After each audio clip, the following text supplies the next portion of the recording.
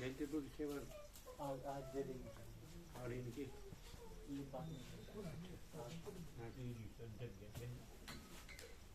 नाम लिखा ना, नाम लिखा है।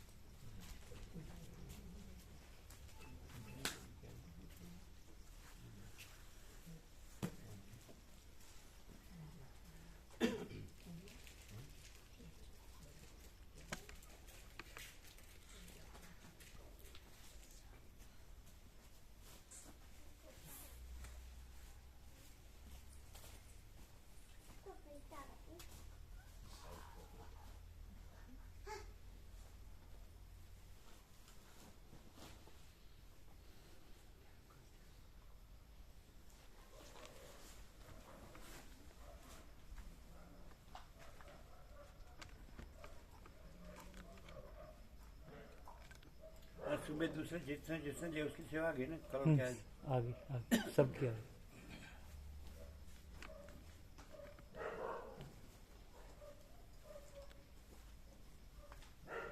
उसको बोलना ना, मैडम मतलब जो बोलने का सेवक की जरूरत नहीं, पैसा मुख्य नहीं है, तत्वों की शांति मुख्य है। यदि वहाँ से आए तो ठीक है, ऐसा बोले। ऑनलाइन मोकली जो वो हमने ऑनलाइन मोकली प्रशांत प्रभु मोकली मोकली એટલા મેં હર પ્રભુ મોકલી છે ઓનલાઈન કોના ઉપર અમારામાં આવી તમારામાં આવી ગઈ હા તો એટલા મેં હર પ્રભુ મોકલી આપી આવશે ને એટલે કોને હર પ્રભુ અચ્છા એટલે અમે કેવું એમ કે એ મુખ્ય નથી, એમ સેવા મુખ્ય નથી, તત્વબંધી શાંતિ મુખ્ય.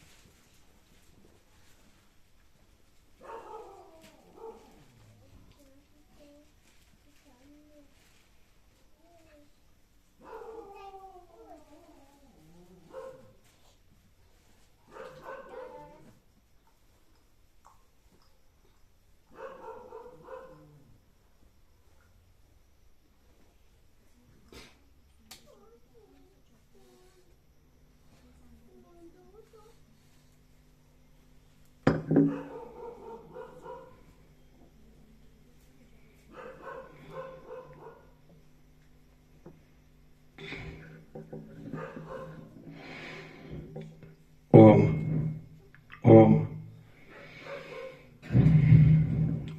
ओम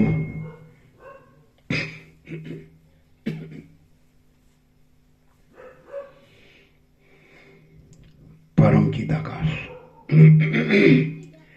परम ज्योति अखंड ज्योति महाचिदाकाश स्वयं प्रकाश संपूर्ण प्रकाश पूर्ण ब्रह्म अनंत तेजगण अनंत चेतगण परमाकाश केवल अनंत शुद्ध तेजघन परमाकाश अखिलात्मा पूर्ण ब्रह्म परमात्मा परम चिदाकाश परम ज्योति अखंड ज्योति अनंत पूर्ण परम चिदाकाश परम शांति स्वयं सिद्ध स्वयं प्रकाश स्वयं पूर्ण स्वस्वरूप यही सब कुछ है, इसके सिवा कुछ नहीं है।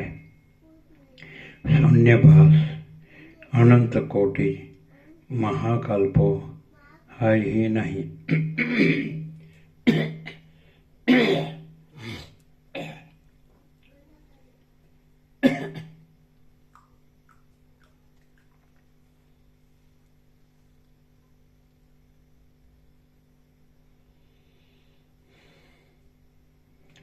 महाचिदाकाश स्वयं प्रकाश संपूर्ण प्रकाश महाचिदाकाश ज्योति अनंत अखंड अभेद महाचिदाकाश ज्योति महातत्व महासामान्य महाचिदाकाश स्वसंवेद्य सहज निर्विकल्प महाचिदाकाश परम कैवल्य परम शांति परम चिदाकाश अनंत पूर्ण निरपेक्ष सत्य अनंत संपूर्ण अपरिग्रही निर्भ्रांत निरपेक्ष।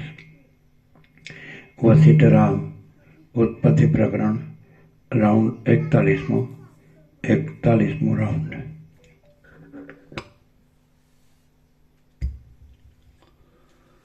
आद्य परब्रह्म सद्गुरु देव की जय। ओम श्री परमात्मने नमः।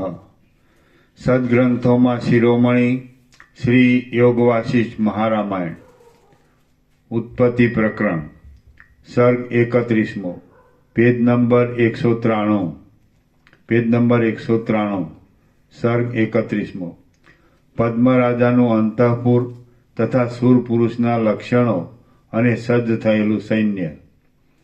આ 31મા સર્ગમાં પદ્મરાજાનું અંતઃપુર જોયાની, બીજું બ્રહ્માંડ જોયાની, સુર પુરુષના લક્ષણોની અને સજ્જ થયેલા સૈન્યની જોયાની કથા કહેવાશે। વશિષ્ઠ બોલ્યા, હે રામ, આગળ કહ્યા પ્રમાણે પરસ્પર વાતો કરતી એ બે સ્ત્રીઓ પોતાના જગતમાંથી નીકળી અને નીકળતા વહેતા તેઓએ તુરત અંતઃપુર જોયું। અંતઃપુરમાં પદ્મ નામના મહારાજાનું શબ પુષ્પોના સમૂહમાં ઢંકાઈને પડ્યું હતું અને એ શબના પડખામાં સમાધિસ્થ ચિત્તવાળું લીલાનું સ્થૂળ શરીર બેઠું હતું। શોકને લીધે રાત્રિ મોટી થઈ પડી હતી, એથી લોકો થોડી થોડી મહાનિદ્રાથી ઘેરાયા હતા। ત્યાં ધૂપ, ચંદન, કપૂર તથા કેસરનો મગમગાટ વ્યાપી રહ્યો હતો। એ સ્થળને જોયા પછી પતિના બીજા સંસારમાં જવાને ઉત્કંઠિત થયેલી લીલા સંકલ્પમય દેહથી ત્યાં જ અને તે જ આકાશમાં ઉડી પતિના કંઈક વિસ્તાર પામેલા બીજા સંકલ્પમય સંસારમાં પેસવા માટે ઉત્સુક થયેલી તે લીલા બ્રહ્માંડના તે પડને તથા આવરણને ભેદીને સરસ્વતીની સાથે તેવા જ બીજા આવરણોવાળા બીજા બ્રહ્માંડમાં પેઠી। ત્યાં પેસતા પતિનું મોહરૂપી કાદવના ખાબોચિયા જેવું સંકલ્પમય જગત તેણે જોયું। જેમ બે સિંહણો અંધારાથી અને વાદળાથી કાદવમય લાગતી પર્વતની ગુફામાં પેસે, તેમ સંકલ્પમય શરીરોવાળી એ બે દેવીઓ તે સંકલ્પમય જગતમાં પેઠી। જેમ બે કીડીઓ પાકેલા કૂણા બીલામાં પેસે, તેમ તે બંને સ્ત્રીઓ તે જગતમાં પેઠી। તેમ બીજા લોકોનું પર્વતોનું અને અંતરિક્ષનું ઉલ્લંઘન કરીને એ બે સ્ત્રીઓ પર્વતોના મંડળોથી તથા સમુદ્રોથી ભરપૂર મંડળમાં પહોંચી। ત્યાં મેરુ પર્વતે શોભાવેલા અને નવખંડરૂપી 9 પાંખડીઓવાળા જંબુદ્વીપમાં જઈ લીલાએ ભરતખંડમાં પોતાના સ્વામી પદ્મરાજાના બીજા અવતારરૂપ વિદુરથ રાજાનું રાજ્યમંડળ દીઠું। એ સમયમાં પૃથ્વીને શોભાવનારા તે દેશમાં ખંડપતિ રાજાઓની સહાયતાથી વૃદ્ધિ પામેલો કોઈ સિંધુરાજ નામનો રાજા સેના લઈને ચડી આવ્યો હતો અને વિદુરથ રાજાએ પણ તેની સામે લડવાની તૈયારી કરી હતી. એ સંગ્રામનો આડંબર થયો ત્યારે તૈલોક્યના પ્રાણીઓ તે જોવા માટે આવ્યા હતા અને તેથી આકાશમાં ભારે ભીડ જામી હતી. તે બંને દેવીઓને આ સર્વના મિથ્યાપણાનો નિશ્ચય હતો, તેથી તેઓ નિશંક રીતે ત્યાં આવી હતી. ત્યાં તેમણે વાદળાઓથી જાણે ઘેરાયેલું હોય તેમ આકાશમાં ફરનારા દેવ, ગંધર્વ, સિદ્ધ આદિ લોકોથી ઘેરાયેલું તે સંગ્રામનું આકાશ જોયું. એ આકાશમાં સિદ્ધોના, ચારણોના, ગંધર્વોના તથા વિદ્યાધરોના ગણો ઘૂમતા હતા. તેમજ શૂરવીર પુરુષોને વરી લેવાના ઉત્સાહથી સ્વર્ગલોકની ઘણી ઘણી અપ્સરાઓ ત્યાં ટોળી વળી હતી. ત્યાં ભૂતો, રાક્ષસો અને પિશાચો રુધિર પીવામાં તથા માંસ ખાવામાં ઉત્સુક થઈને નાચવા માંડ્યા હતા. જ્યારે વિદ્યાધરોની સ્ત્રીઓ વીર લોકો પર પુષ્પોની વૃષ્ટિ કરવાને સારું હાથમાં ઘણા ઘણા પુષ્પો લઈને ઊભી હતી, ત્યાં યુદ્ધ જોવાના ઉત્સાહવાળા વૈતાલો, યક્ષો અને કુષ્માંડો આયુધો વડે તો બચી જવાય એ માટે પર્વતોના શિખરોની ઓથ લઈ ઊભા હતા. જેટલામાં શસ્ત્રો ઉડવાનો સંભવ હતો તેટલા આકાશના ભાગમાંથી પ્રાણીઓના સમૂહો નાસી જતા હતા. વીર પુરુષો હું પુરુષ છું એવા અભિમાનથી ગરબડ મચાવી જોનારા લોકોને આનંદ આપતા હતા. ત્યાં તુરતમાં થઈ ગયેલા બીજા સંગ્રામોની પરસ્પરમાં વાતો ચાલી રહી હતી. તેમજ વિનોદ કરવામાં, હાસ્ય કરવામાં અને વિલાસ કરવામાં ઉત્કંઠિત થયેલી સુંદર દેવાંગનાઓ ચામરો લઈને ઊભી હતી. યોગના બળથી શ્રેષ્ઠતા પામેલા મુનિઓ યોગ શક્તિથી પોતાના શરીરોને અદ્રશ્ય રાખીને જગતના કલ્યાણ માટે દેવતાઓની સ્તુતિઓ કરતા હતા. જ્યારે અપ્સરાઓ પોતાને મૂકીને રખે બીજા નવા પતિઓને વરે એટલા માટે લોકપાલ દેવતાઓ તે અપ્સરાઓના સમયોચિત વખાણ કરતા હતા. ત્યાં સ્વર્ગને શોભાવે એવા વીર લોકોને સ્વર્ગમાં લઈ જવાને માટે ઇન્દ્રના દૂતો આમ તેમ ફરતા હતા. તે દેવતાઓએ સુર લોકોને માટે ઊંચા ઐરાવત આદિ દિગ્ગજોને શણગારી રાખ્યા હતા. જે શૂરવીર લોકો રણમાં મરણ પામી દેવતા થઈને સ્વર્ગમાં આવે તેમને માન આપવા માટે ગંધર્વો અને ચારણો સજ્જ થઈને ઊભા હતા. સુર લોકોને વરવામાં ઉત્સાહવાળી થયેલી દેવાંગનાઓ રણભૂમિમાં ઉભેલા ઉત્તમ સુર લોકોને કટાક્ષોથી જોયા કરતી હતી. વીર પુરુષોના બાહુદંડનું આલિંગન કરવામાં અત્યંત આસક્તિવાળી ત્યાં હજારો દેવ સુંદરીઓ ઊભી હતી અને ત્યાં સુર પુરુષોનો શુભ યશ વ્યાપ્ત થવાથી સૂર્ય પણ ચંદ્ર જેવો થઈ ગયો હતો. રામ બોલ્યા, હે બ્રહ્મન, આપ કેવા યોદ્ધાને શૂર કહો છો? કેવો યોદ્ધો સ્વર્ગના શણગારરૂપ થાય અને કેવા પ્રકારનો સંગ્રામ અયોગ્ય કહેવાય? વશિષ્ઠ બોલ્યા, હે રામ, જે શૂરવીર પુરુષ શાસ્ત્રોક્ત આચાર પાળનારા પોતાના સ્વામીને સારું યુદ્ધમાં મરણ પામે અથવા જય પામે તેને શૂર પુરુષોના ઉત્તમ લોક મળે છે. અધર્મી સ્વામીને સારું અથવા અધર્મ કરવાને સારું યુદ્ધ કરતો જે પુરુષ રણમાં બીજા પ્રાણીના પ્રહારથી કપાઈ જઈને મરણ પામે છે તે પુરુષ અયોગ્ય સંગ્રામમાં મુવો કહેવાય છે અને તેને નરકની જ પ્રાપ્તિ થાય છે. જે પુરુષ શાસ્ત્ર માર્ગથી વિરુદ્ધ આચારવાળા સ્વામીને સારું યુદ્ધ કરે છે તે પુરુષને મરણ પછી અક્ષય નરકવાસ જ મળે છે. યોગ્ય રીતે શાસ્ત્રની પદ્ધતિને તથા લોકાચારને અનુસરનારો અને તેવા સ્વામીની સેવા કરનારો જે પુરુષ યુદ્ધ કરે છે તે શૂર કહેવાય છે. હે ઉત્તમ બુદ્ધિવાળા, જે પુરુષ ગાયનું, બ્રાહ્મણનું, મિત્રનું અથવા શરણાગતનું રક્ષણ કરવા માટે યુદ્ધ કરીને મરણ પામે છે તે પુરુષ સ્વર્ગના શણગારરૂપ થાય છે. પાલન કરવા યોગ્ય પોતાના દેશનું જ યોગ્ય રીતે પાલન કરવામાં સર્વદા તત્પર રહેતો હોય એવા રાજાને માટે જે પુરુષો યુદ્ધમાં મરણ પામે છે તેમને વીર પુરુષોના લોકની પ્રાપ્તિ થાય છે. ક્ષત્રિય જાતિનો અથવા બીજી જાતિનો પણ જે રાજા પ્રજાને દુઃખ દેવામાં તત્પર રહેતો હોય તેને માટે જે પુરુષો યુદ્ધમાં મરણ પામે છે તેમને નરકની પ્રાપ્તિ થાય છે. શાસ્ત્રથી વિરુદ્ધ ચાલનારા રાજાઓ માટે અથવા તેવા બીજાઓને વાસ્તે જેઓ યુદ્ધમાં કપાઈ મરે છે તેમને નરકમાં જવું પડે છે. જો યુદ્ધ ધર્મના માર્ગથી રહિત ન હોય તો જ તેમાં મરનારાઓની સ્વર્ગમાં સ્થિતિ થાય છે. બાકી જો ધર્મ રહિત યુદ્ધમાં મરનારાઓને પણ સદગતિ થતી હોય તો મદોન્મત્ત લોકો પણ પાપ કરતા છતાં નરકપાતથી નિર્ભય રહે અને યુદ્ધ ઊભા કરીને લોકોનો વિનાશ જ કરે. શૂર પુરુષ ગમે તેવા સંગ્રામમાં મરે તો પણ તેને સ્વર્ગની પ્રાપ્તિ થાય છે. એવા જે વચનો કહેવામાં આવે છે તે વચનો સંપૂર્ણ વિચાર કર્યા વિના જુસ્સામાં આવીને કહેવાય છે એમ સમજવું. કારણ કે જે ધર્મની રીતિવાળા યુદ્ધમાં લડે છે તે શૂરવીર કહેવાય છે એવો શાસ્ત્રનો નિશ્ચય છે. જેઓ સદાચાર્યોને અર્થે ખડગની ધાર ઉપરથી ફરીથી હા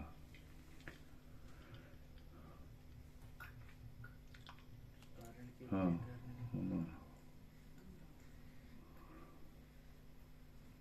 જો યુદ્ધમાં ધર્મના માર્ગથી રહિત ન હોય તો જ તેમાં મરનારાઓની સ્વર્ગમાં સ્થિતિ થાય છે.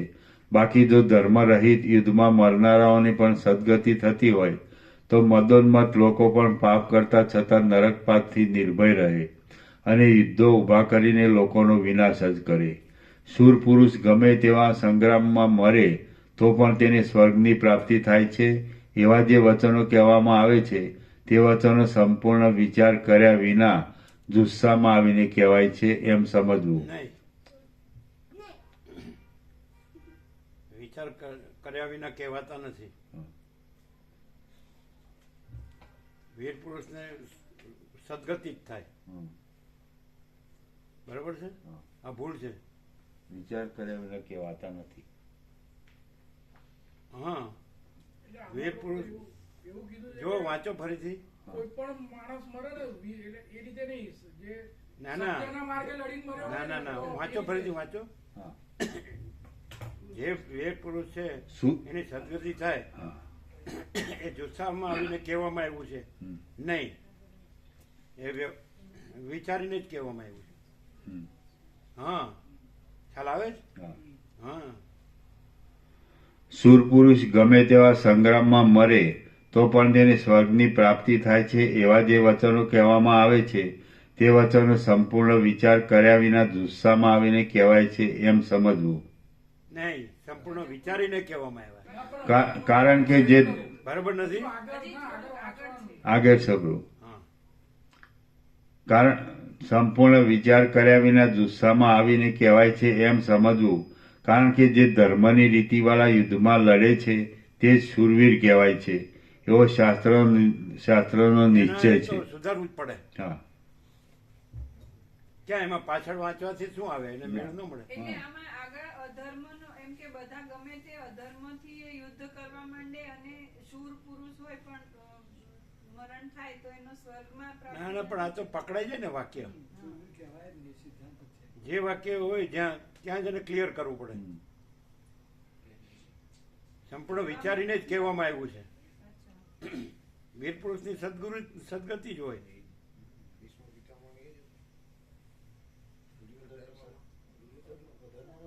સંપૂર્ણ વિચાર કરીને પછી આગળ ભલે ને ગમે તે વાક્ય આવતું હોય પછી આ પકડાઈ જાય ને.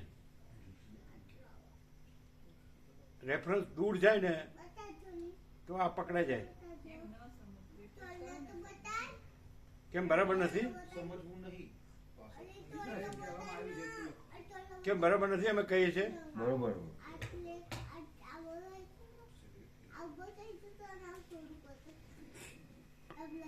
શૂર પુરુષ ગમે તેવા સંગ્રામમાં મરે તો પણ તેને સ્વર્ગની પ્રાપ્તિ થાય છે. એવા જે વચનો કહેવામાં આવે છે તે વચનો સંપૂર્ણ વિચાર કરીને જ કહેવામાં આવ્યા છે હા, એમ સમજવું.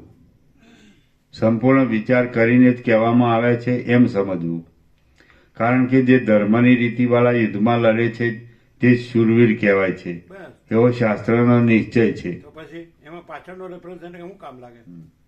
એ સ્વતંત્ર છે વાક્ય. જેઓ સદાચાર્યોની અર્થે ખડગની ધારાની ટક્કર લે તેઓ શૂર કહેવાય છે. બીજાઓ તો ડિંભાવમાં બીજાઓ તો ડિંભાવમાં એટલે અયોગ્ય સંગ્રામમાં મુવા કહેવાય છે. ધર્મ સંગ્રામમાં મરેલાઓ માટે ઉત્કંઠિત ચિત્તોવાળી અને અમે તો શૂરવીર થયેલા મહાબળવાન પુરુષોની સ્ત્રીઓ છીએ એમ બોલતી દેવોની સુંદરીઓ ત્યાં આકાશમાં ઊભી રહે છે.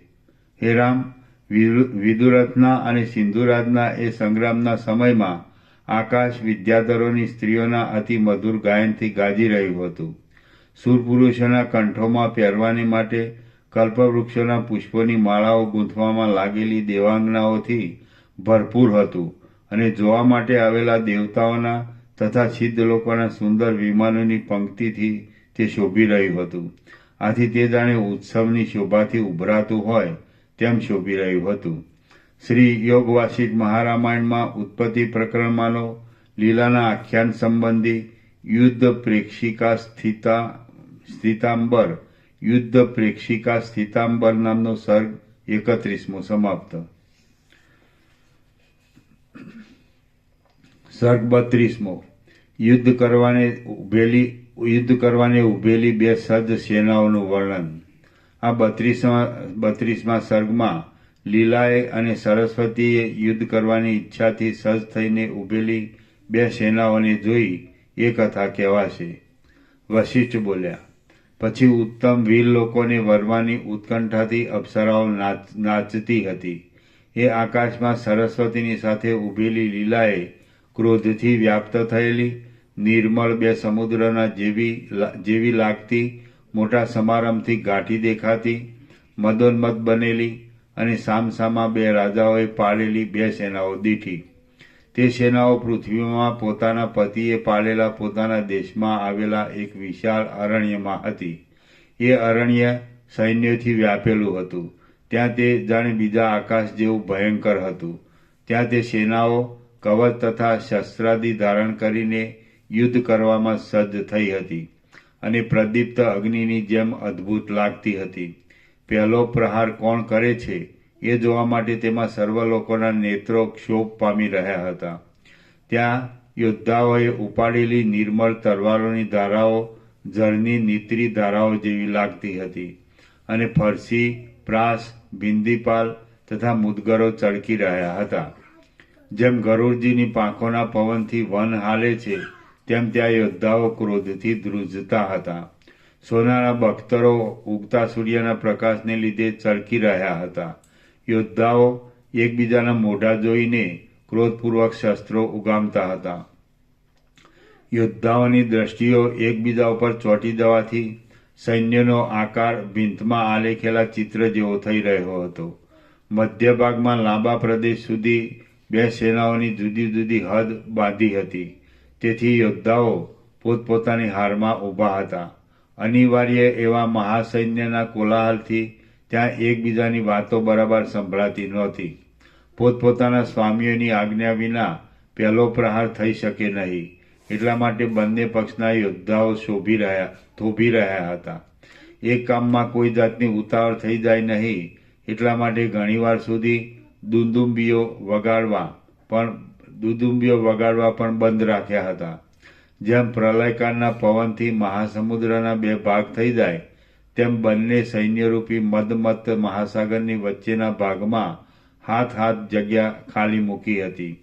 તે જગ્યારૂપી પાજથી તે બંને સેનાઓરૂપી મહાસાગરમાં પણ વિભાગ પડ્યા હતા. સેનાઓના બંને રાજાઓ એ સંકટ સંબંધી ભારે ગોઠવણોની ચિંતાથી પરવશ થઈ ગયા હતા. ભીરુઓના હૃદયો બોલતા દેડકાના ગળાની ચામડીની પેઠે કંપતા હતા. અસંખ્ય યોદ્ધાઓ પ્રાણરૂપી સર્વસ્વનો ત્યાગ કરવા માટે સજ્જ થઈ રહ્યા હતા. ધનુર્ધારીઓના કાન સુધી ખેંચી રાખેલા બાણોને ફેંકવા માટે ઉત્સુક થઈ રહ્યા હતા. અસંખ્ય યોદ્ધાઓ યુદ્ધનો આરંભ જોવાને એકાગ્ર થઈને ઊભા હતા અને યુદ્ધની ઉત્કંઠાથી નિર્દયપણું ધારણ કરીને આંખની ભયંકર ભ્રમરો ચડાવતા હતા. બખ્તરો પરસ્પર ભટકાતા હતા અને તેને લીધે તેઓમાંથી કઠોર રણકારો નીકળતા હતા. બીકણ લોકો જાણે શૂરવીરોના મુખોના પ્રતાપથી બળી રહ્યા હતા અને કાળો મોઢો કરીને પર્વતોની ગુફાઓ શોધતા હતા. જ્યાં સુધી સૈન્યો વચ્ચે ધમસાણ મંડાયેલું દેખાયું નથી ત્યાં સુધી જ આપણે જીવતા છીએ, એમ કેટલાક યોદ્ધાઓ માનતા હતા. હાથીઓ અને મનુષ્યો સઘળા અંગોમાં રૂવાડા ઊભા થઈ જવાથી જાણે ઊભા અને આડા વધી ગયા હોય એવા જણાતા હતા. સર્વના ચિત્તોમાં પહેલો પ્રહાર જોવાની આકુળતા હતી, એટલે ત્યાં કોલાહલ શાંત પડ્યો હતો અને બંને સૈન્યો ઊંઘી ગયેલા ગામો જેવા લાગતા હતા. ત્યાં શંખોના, તુરીઓના અને દુદુંબીઓના શબ્દો શાંત થઈ ગયા હતા. તેમજ સેનાઓ સ્થિર રહેવાને લીધે રજરૂપી વાદળા પૃથ્વીરૂપી આકાશમાં જ લીન થયા હતા. ભાગવા લાગેલા બીકણ લોકો પછવાડેથી સેનાઓના શણગારરૂપ એવા વીર લોકોને છોડી દેતા હતા. ત્યાં કેટલોક ભાગ મકરવ્યૂહથી ગોઠવવાને લીધે મગરથી શોભતા સમુદ્રના જેવો દેખાવ થઈ રહ્યો હતો. એક જ વાક્ય રહી ગયું છે એમાં. વીર પુરુષની હંમેશા સદગતિ જ થાય છે એવું સંપૂર્ણ વિચારપૂર્વક કહેવાયું છે. એક વાક્ય રહી ગયું.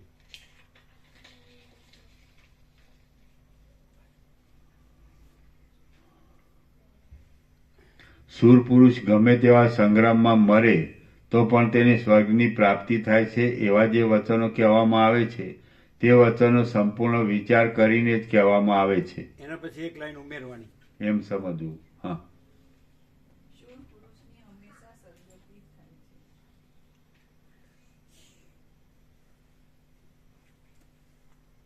બાયલાની સદા દુર્ગતિ જ થાય છે. ઉમેરો.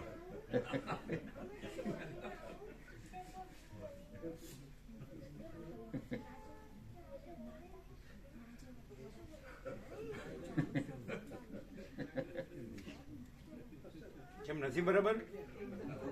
વસીટને કેમ રહી ગયો તો અમે પૂરું કરીએ. શું લખ્યું? શૂર પુરુષની હંમેશા સદગતિ જ થાય છે, બાયલાની હંમેશા દુર્ગતિ જ થાય છે. Thank you. Thank you તો તમને. અમને આ નહીં તો ઉઘાડ ક્યાંથી થાય? બાયલા રહીને અમે શૂર છીએ એવું જ કર્યા કરીએ. શું આ ઉઘાડ નહીં તો ક્યાંથી થાય? બાયલા રહીએ અને અમે શૂર પુરુષ છીએ એવું જ કર્યા કરીએ. હા, કોકને મૂર્ખ બનાવો એ સુરપુરુષ જ માને ને પોતાને. આ ઉઘાડા પડ્યા. શૂરપુરુષ ગમે તેવા સંગ્રામમાં મરે તો પણ તેને સ્વર્ગની પ્રાપ્તિ થાય છે એવા જે વચનો કહેવામાં આવે છે તે વચનો સંપૂર્ણ વિચાર કરીને જ કહેવામાં આવે છે. બાયલાની હંમેશા દુર્ગતિ થાય છે એમ સમજવું. અમે સદા બોલ્યા હતા ને એને હંમેશા લખ્યું. અમે સદા બોલ્યા હતા. બાયલાની સદા અર્થ વાક્ય કોઈ દિવસ બદલાય નહીં. સદા છે, સદા લખ્યું. અમે સદા બોલ્યા હતા. હા, સદા લખ્યું છે. તમે સદા લખ્યું છે ને? હા, બોલવામાં પ્રૂફ ન હોય તો અમને ખોટા પડે.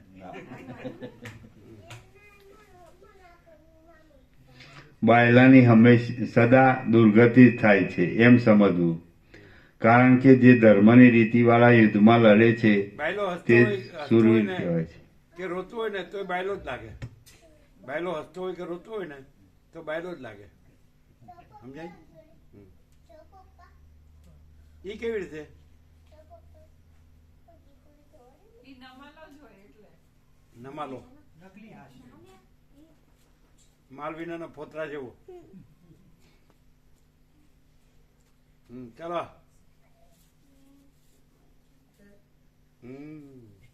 ચાલો.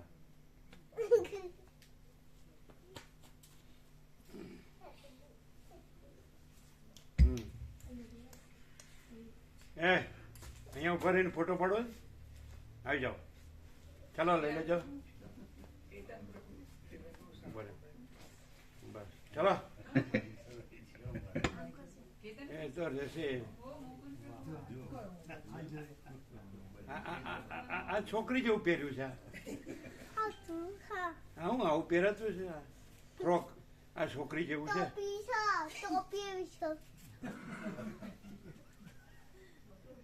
ક્યાં છે ફોકસ? અહીંયા છે.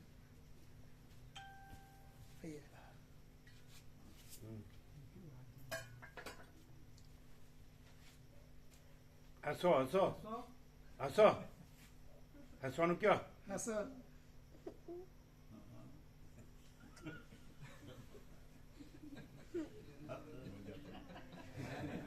આવ્યું બરોબર હસ્યું કે રડ્યું હા એમાં કેમેરા બરાબર નહીં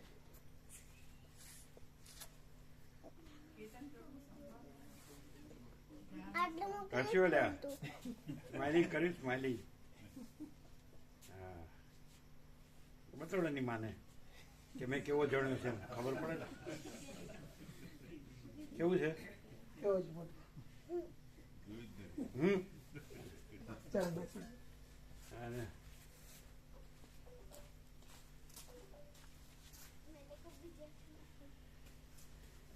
કેવો છે એવો છે તો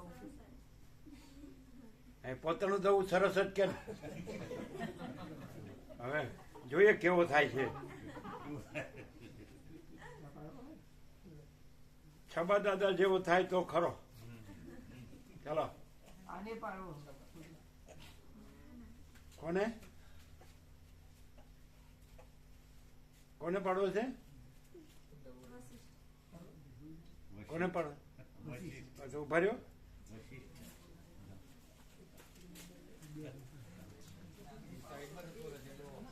ચલો, લેલો.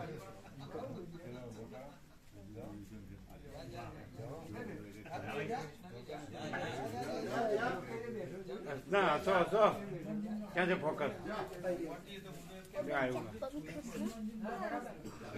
હસો હસો ક્યાં છે ફોકસ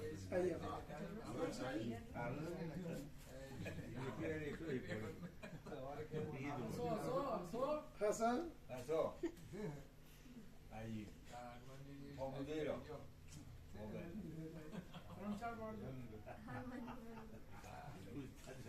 કેવું આવ્યું પ્રભુ સવારે બરોબર છે બરોબર છે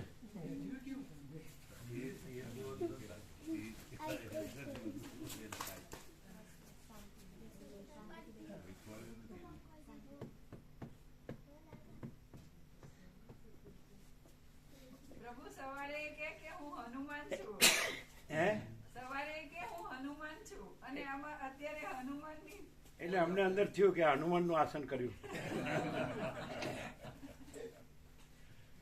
ચાલો એ પરવા કા આ બધું લઈ જાવ એ બહાર આ બધું હવે બેસી જાવ ને તો પછી પછી તમારી માં કહેશે મારે પડાવો હાલો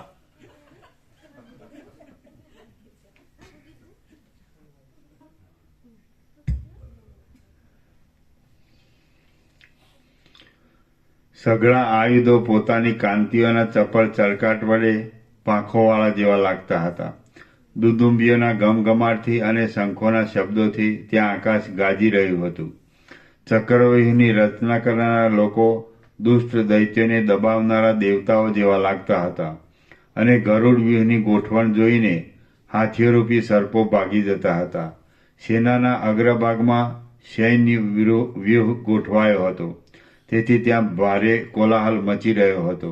સામસામે ખાંભીઓ ઠોકાવાથી ઘણા કાયર માણસો ગલોટિયા ખાઈ જતા હતા. અનેક પ્રકારના વ્યૂહોના મુખોમાંથી બહાર નીકળેલા વીર લોકો ભારે ગર્જનાઓ કરતા હતા. મદોન્મત્ત વીર લોકો મુદગરોને હાથમાં તોડીને ફેરવ્યા કરતા હતા, તેથી ત્યાં મુદગરોના ગોળ મંડળો દેખાતા હતા. કાળા આયુધોના કિરણોરૂપ વાદળાઓથી સૂર્ય પણ ઢંકાઈ જતો હતો અને પવને ઉડાડેલા પલ્યુલ નામના ખડની પેઠે બાણો સુસવાટી કરતા હતા. સૈન્યો જાણે પ્રલય કરવાની શક્તિ ધરાવનારા પુષ્કરાવર્તક આદિ મેઘો જેવા જણાતા હતા અને ત્યાં પ્રલયકાળના પવનથી ક્ષોભ પામેલા એકાકાર થયેલા મહાસમુદ્રના જેવો દેખાવ થઈ રહ્યો હતો.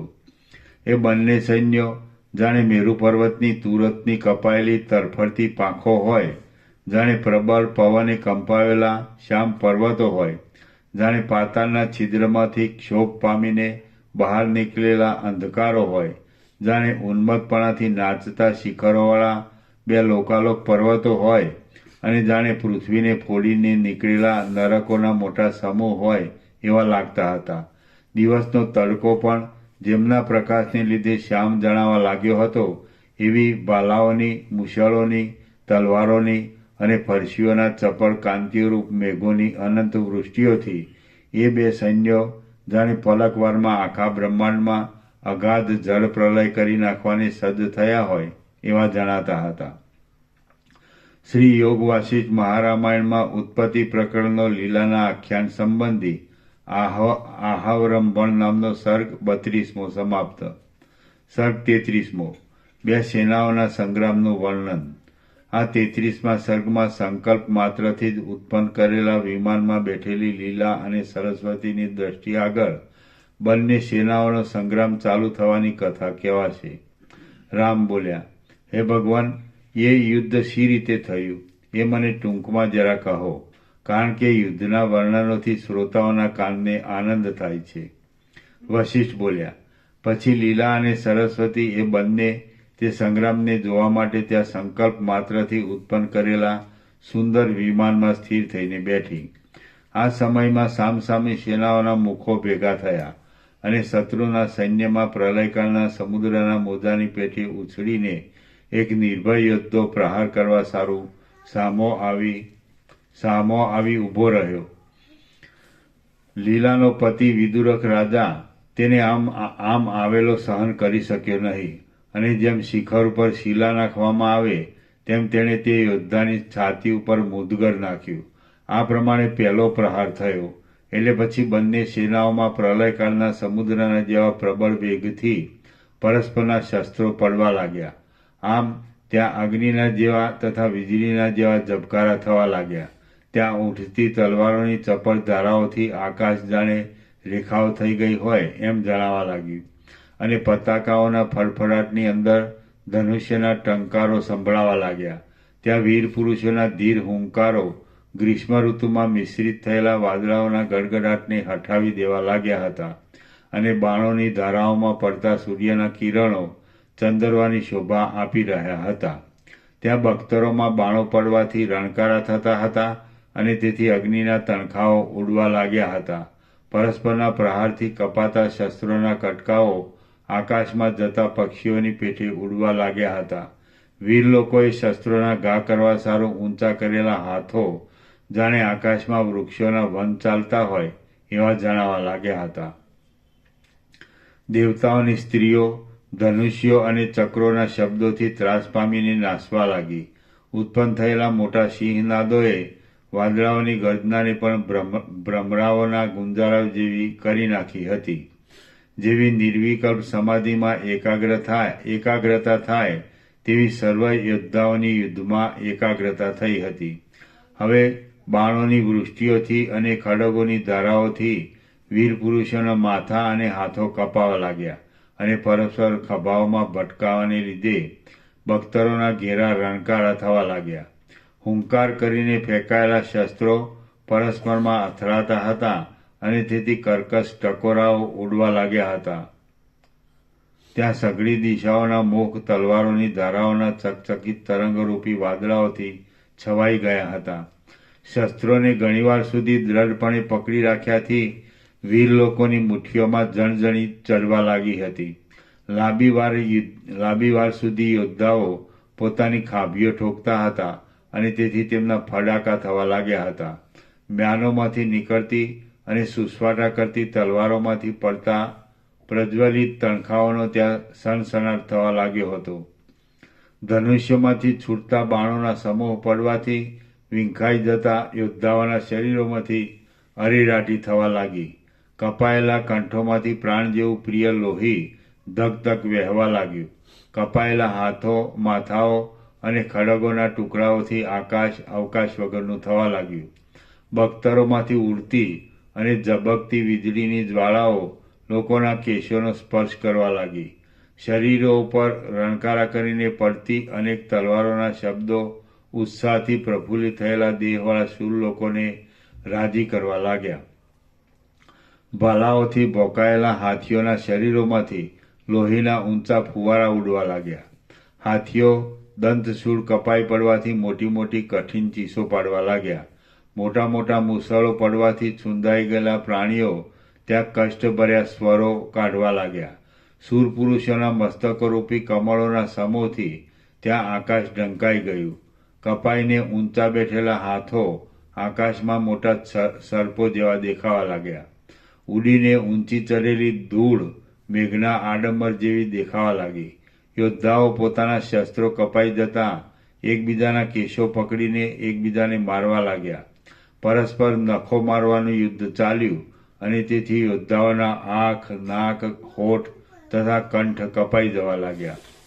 મય યુદ્ધ જાણનારા યોદ્ધાઓ પોતાના આયુધો કપાઈ ગયા પછી અવજ્ઞાપૂર્વક શત્રુઓની સાથે મલ્લ યુદ્ધ કરીને જય મેળવવા લાગ્યા.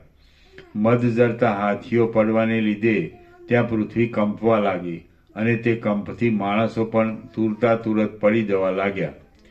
ધણધણ કરતા ચાલતા રથોના વેગથી ત્યાં ખાડાઓ પડ્યા અને તે પ્રાણીઓના શરીરોમાંથી ઝરતા રુધિરને ચાલવાના માર્ગરૂપ થયા. ત્યાં ઉડતી ધૂળનો દેખાવ ઝાકળના જેવો જણાવા લાગ્યો. ઉછળતા આયુધો બહુ ચમકવા લાગ્યા અને સૈન્યની ગર્જના જાણે સમુદ્રની તથા વાદળાઓની એકઠી ગર્જના થતી હોય એવી પ્રબળ થવા લાગી. મદોન્મત્ત મૃત્યુ આનંદથી હાસ્યવિલાસ કરીને પ્રાણીઓને ચાવવા લાગ્યો. ગર્વિત થયેલા ગિરિરાજ જેવા ગજરાજાની ગર્જનાએ મેઘની ગર્જનાને પણ હઠાવી દીધી. ઓથ લઈને લડતા કેટલાક યોદ્ધાઓના ચક્રો, સાંગો, ઋષિઓ અને મુદગરો વૃક્ષોથી અને ખાડાઓથી ઢંકાઈ જવા લાગ્યા. યોદ્ધાઓના પહાડ જેવા શરીરો જાણે ઊનના દોરાઓથી વિખેરાઈ જતા ધાબળાઓની જેમ બાણોથી વિખરાવા લાગ્યા. કપાયેલી પતાકાઓના વસ્ત્રો અને ચામરો વાદળાઓ સુધી પહોંચવા લાગ્યા. ગોફણો વતી ફેંકાયેલા પથરાઓથી અને ચક્રોના સમૂહોથી પક્ષી આદિ આકાશમાં ફરનારા પ્રાણીઓ દૂર દૂર નાસી જવા લાગ્યા. મરી જતા અને કપાઈ જતા યોદ્ધાઓ ઘોઘરી ચીસો પાડવા લાગ્યા. કુહાડાઓ પડવાને લીધે યોદ્ધાઓના માથાના સમૂહો ફાટી જવા લાગ્યા. ઘણે દૂર સુધી ઉડેલા અને ચળકી રહેલા તલવારોના ટુકડાઓથી આકાશમાં જાણે તારાઓ ઉગ્યા હોય એમ જણાવા લાગ્યું.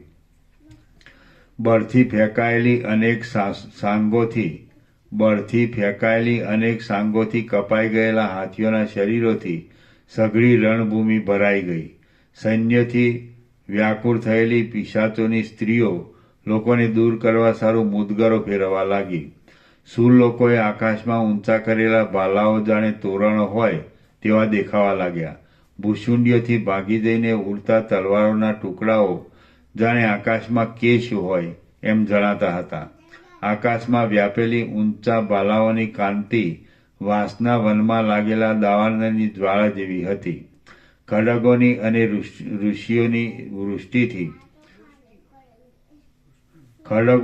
ઋષિઓની વૃષ્ટિથી રાજી થતા બે રાજાઓ પોતપોતાના યોદ્ધાઓની પ્રશંસા કરતા હતા.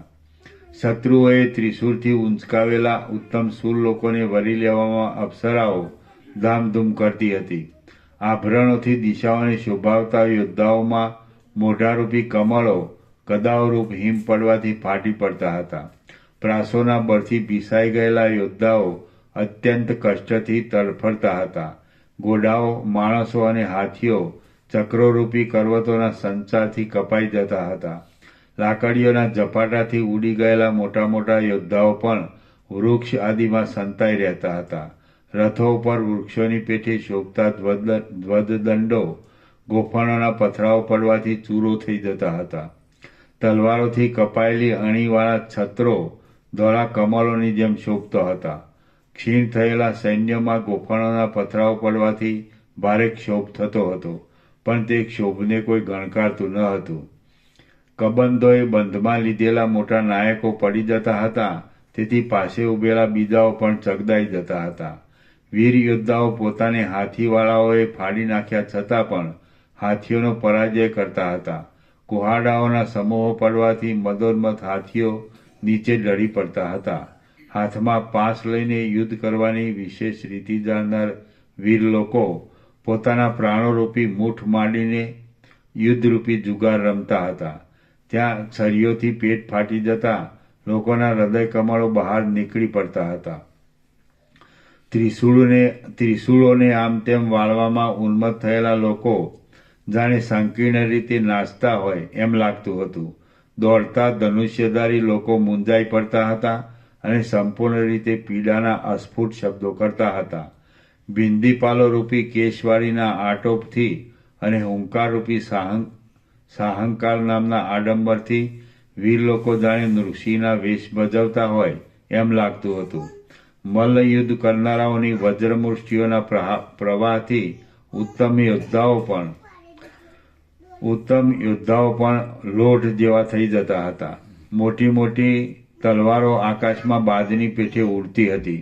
હાથીઓ ઉપર બેઠેલા લોકો મોટા શૂર પુરુષોને, રથોને, હાથીઓને, ઘોડાઓને અને ધજાઓને અંકુશોથી ખેંચી લેતા હતા. મોટા મોટા પહાડ જેવા યોદ્ધાઓ હળો લઈને પરસ્પર યુદ્ધ કરતા કપાઈ જતા હતા અને તેથી શત્રુઓના અપમાનના પાત્રરૂપ થઈને આકુળ થતા હતા.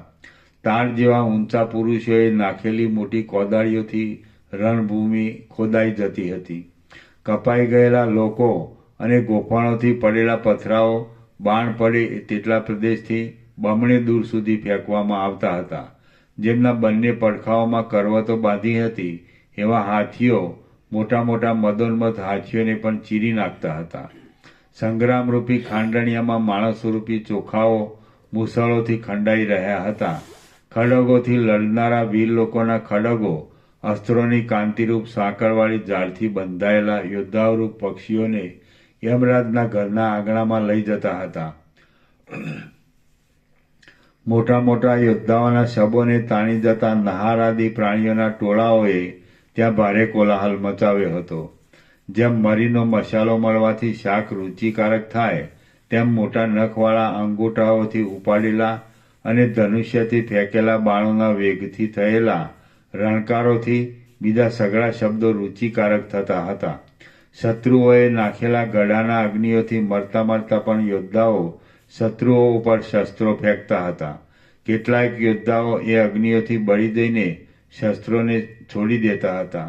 કેટલાક પ્રાણીઓના નેત્રો એ ગળાઓમાંથી પડેલા ધગધગતા અંગારાઓથી ફૂટી જતા હતા અને કેટલાક લોકો સામાવાળાઓએ ગળાઓમાંથી નાખેલા ઝેરી પાણીથી ફાટી પડતા હતા. વેગથી ઘૂમતા માતંગોરૂપી પર્વતોથી એ રણસંગ્રામ વ્યાપેલો હતો અને તે પ્રલયકાળના જેવો થયો હતો. તેમાં બાણોરૂપી જળોની વૃષ્ટિ કરનારા વીરોરૂપી મદોન્મત મેઘો હતા અને મેઘોના વિલાસથી તેમાં કબંધરૂપી મોરો નૃત્ય કરતા હતા. શ્રી યોગ વાસિષ્ઠ મહારામાયણમાં ઉત્પત્તિ પ્રકરણનો લીલાના આખ્યાન સંબંધી શેનયો પ્રથમ પાત વર્ણન નામનો સર્ગ 33મો સમાપ્ત. સર્ગ 34મો લોકોની ઉક્તિઓથી યુદ્ધના ચમત્કારોનું વર્ણન. આ 34મા સર્ગમાં લોકોની વિચિત્ર ઉક્તિઓથી યુદ્ધના ચમત્કારનું વર્ણન કરવામાં આવશે. વશિષ્ઠ બોલ્યા, હે રામ, એ પ્રમાણે સંગ્રામ ચાલતો હતો ત્યાં યુદ્ધ કરવાની ઈચ્છા ધરાવનારા રાજાઓ, યોદ્ધાઓ અને મંત્રીઓ તથા આકાશમાં જોવા ઉભેલા દેવાદી લોકો વચ્ચે પરસ્પર નીચે પ્રમાણે જુદી જુદી વાતો થવા લાગી. શૂર પુરુષોના મસ્તકોથી વ્યાપ્ત થયેલું આકાશ ચલાયમાન કમળોવાળા અને ઉડતા પક્ષીઓવાળા સરોવર જેવું લાગે છે. આકાશમાં ઉડતા આ માથાઓ જાણે પક્ષીઓ ઉડતા હોય અને જાણે તારાઓ ઉગ્યા હોય એવા લાગે છે. જુઓ, આ ખરો બપોર છે, છતાં આ વાદળાઓ અને સૂર્યના કિરણો રુધિરના છાંટાઓના સમૂહરૂપી સિંદૂરથી રાતા થયેલા પવનોને લીધે જાણે સાયંકાળના હોય એવા જણાય છે. હે ભગવાન, એના નીચે ટાંચ છે. બાણોના સમૂહમાં ભ્રાંતિ થવાથી કોઈ પોતાના ગુરુને પૂછે છે, હે ભગવાન, આ આકાશ ધાન્યના પરાળોથી કેમ ભરાઈ રહ્યું છે? ના, આ પરાળો નથી. ગુરુ કહે છે, ના, આ પરાળો નથી, એ તો વીર પુરુષોના બાણોના સમૂહો છે. રણભૂમિના જેટલા રજકણો રુધિરથી ભીંજાય છે તેટલા 1000 વર્ષો સુધી શૂર લોકોનો સ્વર્ગમાં વાસ થાય છે. બીશો નહીં. આ જે નીલકમલના જેવી કાંતિવાળા દેખાય છે તેઓ ખડગો નથી, પણ વીર પુરુષોને જોયા કરતી લક્ષ્મીના કટાક્ષો છે. જુઓ, આકાશમાં ઊભેલા લોકો વાતો કરે છે. જુઓ, વીર પુરુષોનું આલિંગન કરવાને ઉત્કંઠિત થયેલી દેવાંગનાઓએ પોતાના નિતંબો ઉપર જે કટી મેખલાઓ પહેરી છે તેમને કામદેવ હમણાં ઢીલી કરી નાખવા લાગ્યો છે.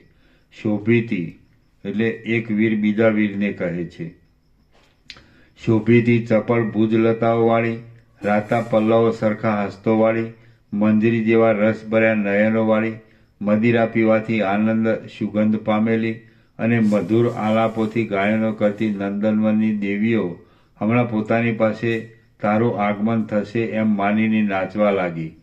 જેમ ગ્રામ્ય વનિતા દ્રષ્ટિના ચાળાઓથી પોતાના વલ્લભને હૃદયમાં ભેદી નાખે છે, તેમાં સેના કઠિન કુહાડાઓથી સામા સૈન્યને મધ્યભાગમાં ભેદી નાખે છે. હાય હાય, જેમ ગ્રહણનો સમય રાહુને સૂર્યની પાસે લઈ જાય છે, તેમ આ ભાતું મારા પિતાના પ્રજ્વલિત કુંડળોવાળા માથાને સૂર્યની પાસે લઈ ગયું. અરે, એક બીકણ બીજા બીકણને કહે છે, અરે, આ યોદ્ધો પગ સુધી લાંબી યંત્રરૂપ સાંકળમાં પરોવાઈને ભમતા બે મોટા પથરાઓવાળા ચિત્રદંડ નામના ચક્રને વેગથી ફેરવ્યા કરે છે. એ ઊંચા હાથવાળો છે અને ચાર બાજુથી એ સેનાનો સંહાર કરે છે. એ યમ જેવો લાગે છે અને દક્ષિણ દિશામાંથી જ આવે છે. માટે ચાલો આપણે જેમ આવ્યા છીએ તેમ જ જતા રહીએ. જેમના તુરત કપાઈ ગયેલા માથાઓના ખાડાઓમાં કંક પક્ષીઓ ડૂબી જાય છે, એવા આ કબંધો વાજાઓના તાલ પ્રમાણે ઉછળીને નાચ્યા કરે છે. દેવતાઓની સભાઓમાં પરસ્પર વાતો ચાલી રહી છે કે વીર લોકો આ લોકમાં ક્યારે આવશે, શી રીતે આવશે, કોણ કોણ આવશે અને શા નિમિત્તથી આવશે.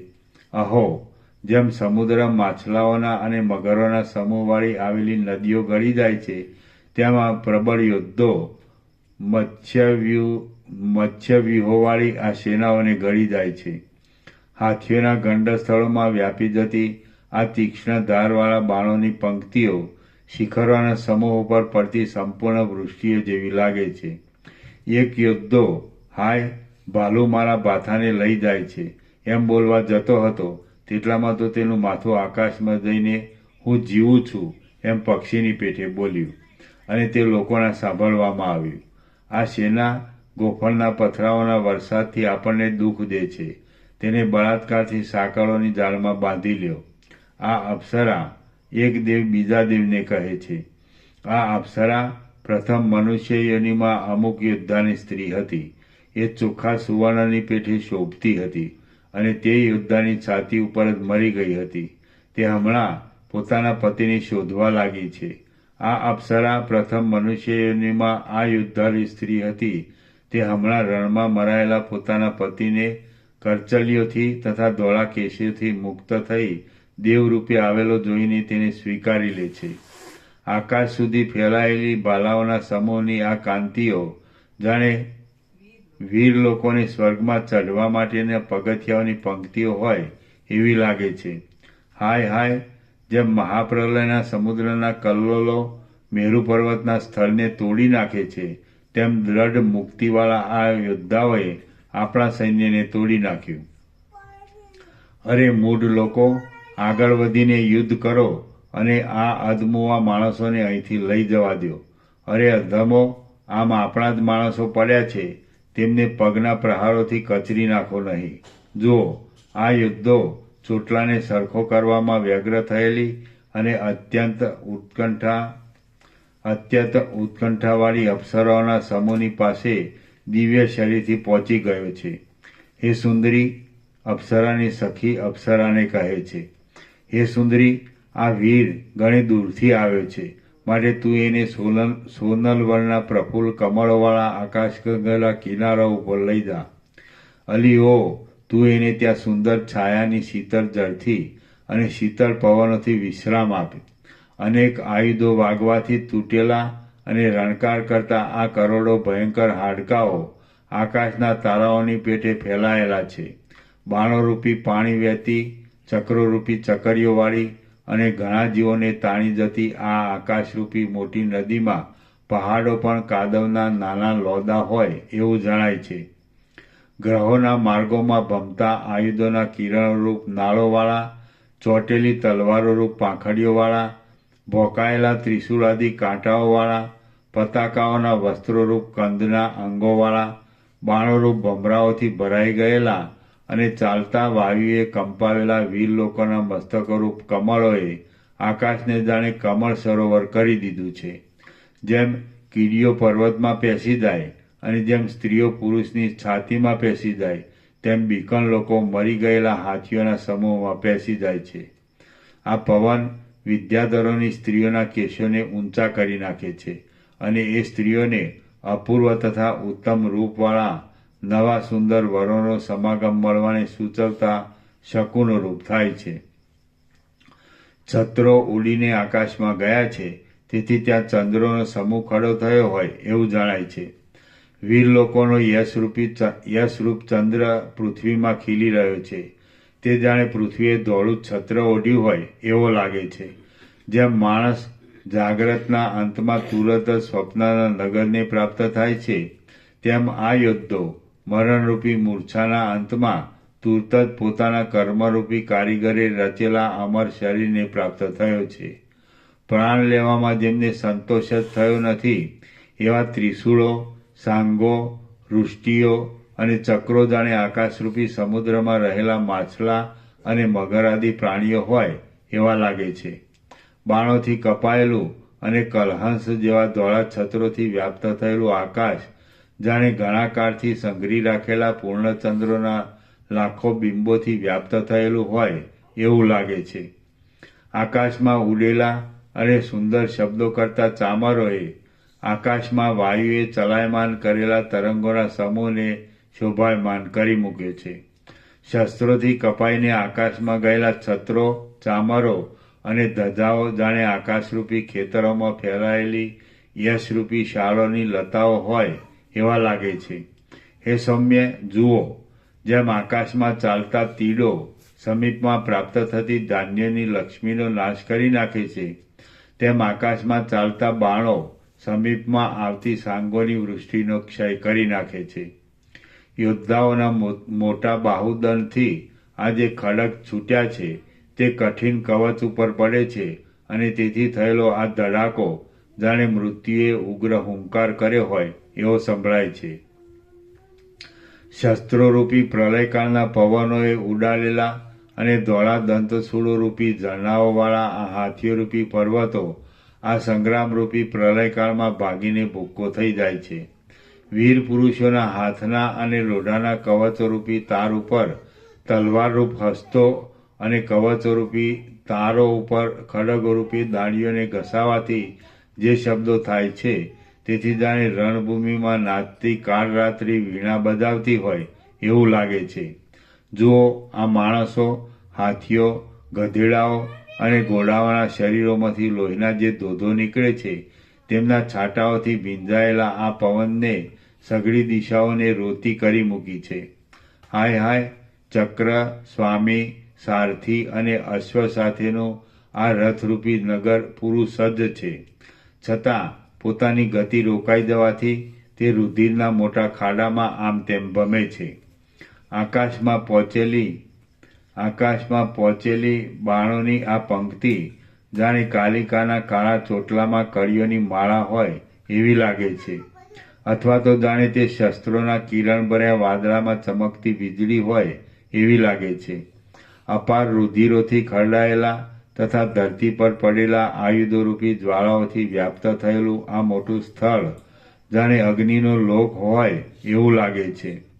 ભૂસુંડી, સાંગ, ત્રિશૂળ, તલવાર, મુસળ અને પ્રાસ એની વૃષ્ટિઓ સામસામી છેદાવા ભેદાવાથી વીર લોકોના હાથમાંથી પડી ગઈ છે. સ્વપ્નમાં પ્રતીત થયેલા પદાર્થોનો કેવળ જાગ્રતના આવેશથી નાશ થતો જોઈ રહેલી આત્મબુદ્ધિને જેમ સ્વપ્ન સમજાય છે, તેમ ઘણા પ્રબળ યોદ્ધાઓને એક શૂરવીર યોદ્ધાએ મારી નાખવાથી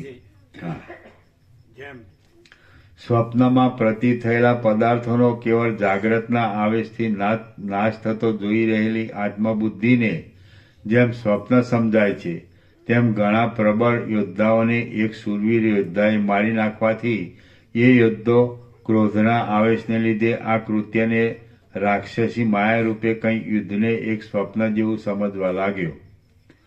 ત્યાં કેવળ મારામારીના શબ્દો સંભળાયા કરે છે, એ સિવાય બીજા શબ્દો સંભળાતા નથી. તેથી જાણે રણભૂમિમાં ઘણું લોહી મળવાથી રાજી થયેલો કોઈ ભૈરવ ગાતો હોય એમ જણાય છે. કપાયેલા છત્રોરૂપી તરંગોવાળો આ રણભૂમિરૂપી સમુદ્ર એકબીજાના પ્રહારથી ભાગી પડેલા આયુધોના પુષ્કળ ભૂકાથી ભરાઈ જવાને લીધે જાણે રેતીમય થઈ ગયો હોય એવો લાગે છે.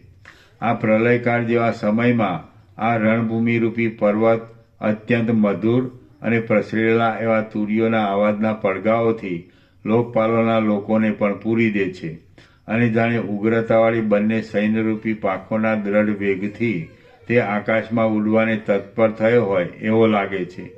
ટંકાર કરનારી દોરીએ પ્રેરેલા અને શબ્દો કરતા બાણો આ કઠિન કવચો ઉપર પડ્યા છતાં પણ તેમને ભેદી શકતા નથી.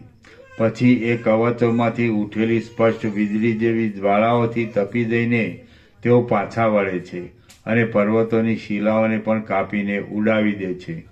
આમ એ બાણોએ જોઈતું કામ કર્યું નહીં અને પાછળથી નહીં જોઈતું મોટું કામ કર્યું. હાય હાય, તેમને ધિક્કાર છે. હે નિરાશ થયેલા મિત્ર, હવે હું હિતકારી વાત કહું છું તે સાંભળ. પ્રજ્વલિત અગ્નિથી ચળકી રહેલા શત્રુઓના આ બાણોએ આપણા શરીરને તોડી નાખ્યા નથી. તે પહેલાં ચાલ આપણે અહીંથી નાસીને જતા રહીએ, કારણ કે આ દિવસનો ચોથો પહોર યમરાજના જમણવારના વારા જેવો ચાલે છે. હે નિરાશ થયેલા મિત્ર, હવે હું હિતકારી વાત કહું છું તે સાંભળ. પ્રજ્વલિત અગ્નિથી ચળકી રહેલા શત્રુઓના આ બાણોએ આપણા શરીરોને તોડી નાખ્યા નથી. તે પહેલાં ચાલ આપણે અહીંથી નાસીને જતા રહીએ, કારણ કે આ દિવસનો ચોથો પહોર યમરાજના જમણવારના વારા જેવો ચાલે છે. શ્રી યોગવાસિત મહારામાયણમાં ઉત્પત્તિ પ્રકરણનો લીલાના આખ્યાન સંબંધી યુદ્ધના ચમત્કારોનું વર્ણન નામનો સર્ગ 34મો સમાપ્ત. સર્ગ 35મો. યુદ્ધ. ઓમ ઓમ ઓમ. પાના નંબર 203. પ્રસાદ આપી દે.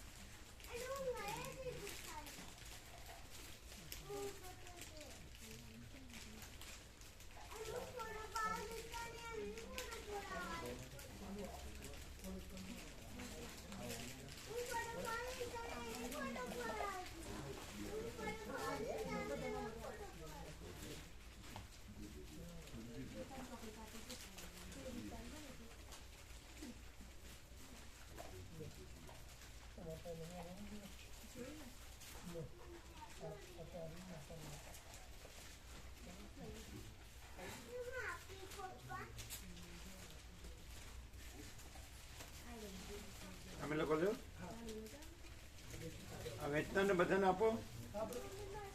હા બકા જેને બાકી હતું વેચનાર લ્યો બધા.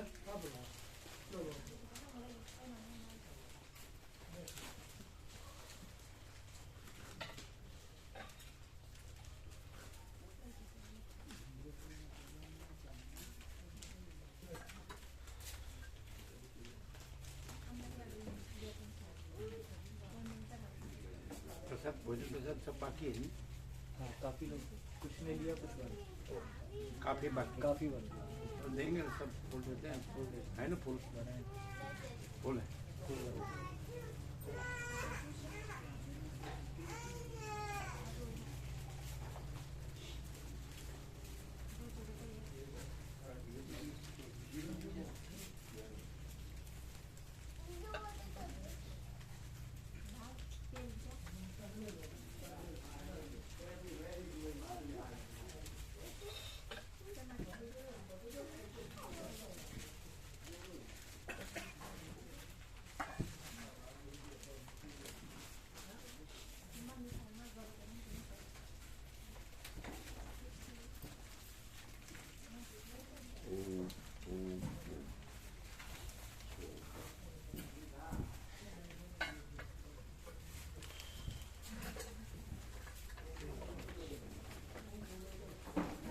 અમારે છે ને ઓઢવાનું ઠંડી લાગે એવું નથી ને?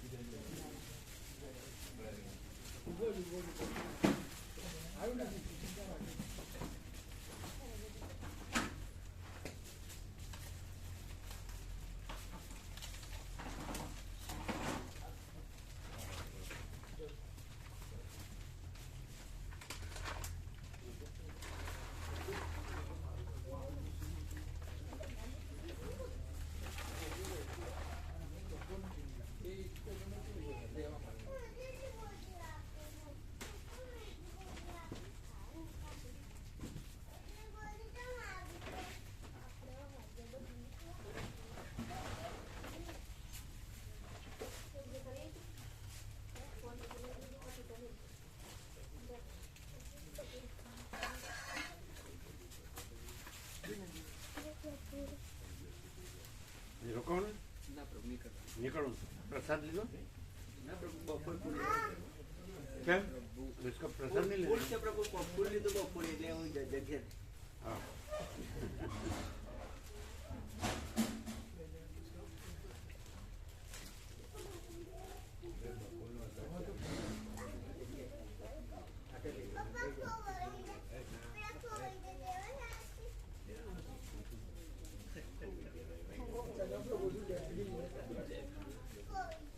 दोपहर को ज्यादा था क्या? नहीं तो क्या बोलते वो हैं? लेते ही नहीं शाम को लेते ही नहीं ऐसा? हाँ हर बार नहीं लेते हैं शाम को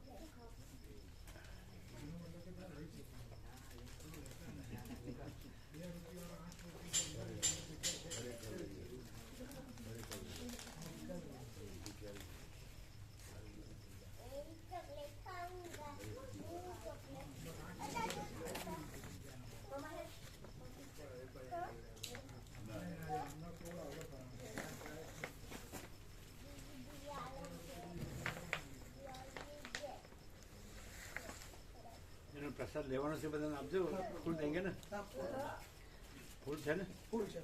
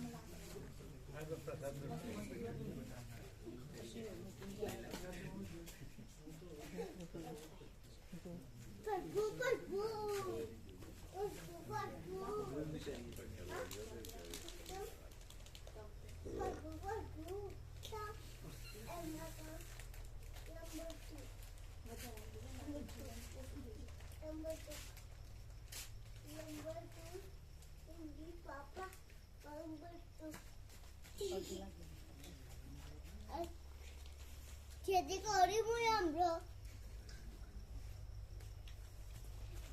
वाह रेडी